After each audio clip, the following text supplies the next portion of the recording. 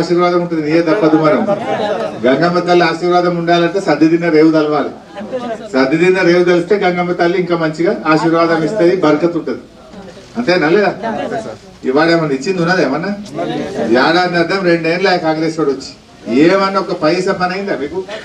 ఒక పైసా ఉన్నాయి ఊడవీకుడు తప్ప, ఉన్న రైతు బంధు బంధవుడు తప్ప ఏమన్నా అయిందా? ఒక్కసారి ఆలోచించండి. ఇవాళ రైతు బీమా కూడా బంధు పెట్టి 4 నెలలే, దాని పైసలు కట్టలేదు.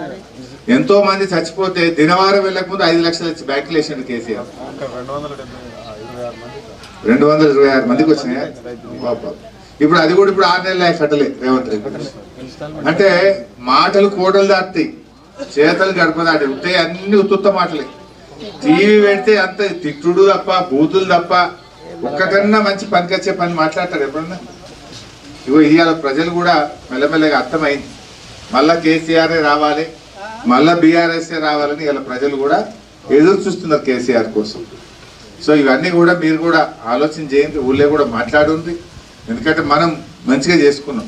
రాఘవాపూర్ అంటే నాకు కూడా ప్రత్యేకమైన శ్రద్ధ ఉండే. 4 దిక్కుల 4 రోడ్లు, మీరు ఎడదిక్కు కడితే అడుగు ఊరు నుంచి రోడ్లు వేయించినాం, ఊళ్ళో డబుల్ రోడ్ చేసుకున్నాం, బ్రహ్మాండమైన స్కూల్ అంటే కట్టించినాం. ఏది కావాలన్నా మీకు ఎప్పుడు కాదనకుండా పెద్దలు శ్రీనివాసరావు గారు ఎప్పుడు నా వెంబడబడేది, ఖచ్చితంగా ఈ పని కావాలంటే.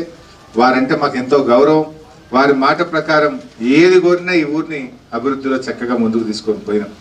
మరి రాబోయే రోజుల్లో కూడా తప్పకుండా మా గంగపుత్రుల కోసమైనా, మా రాఘవాపూర్ గ్రామం కోసమైనా నా శాయశక్తుల మీ సేవ చేస్తాం, మీ కోరికలు నెరవేరుస్తాం.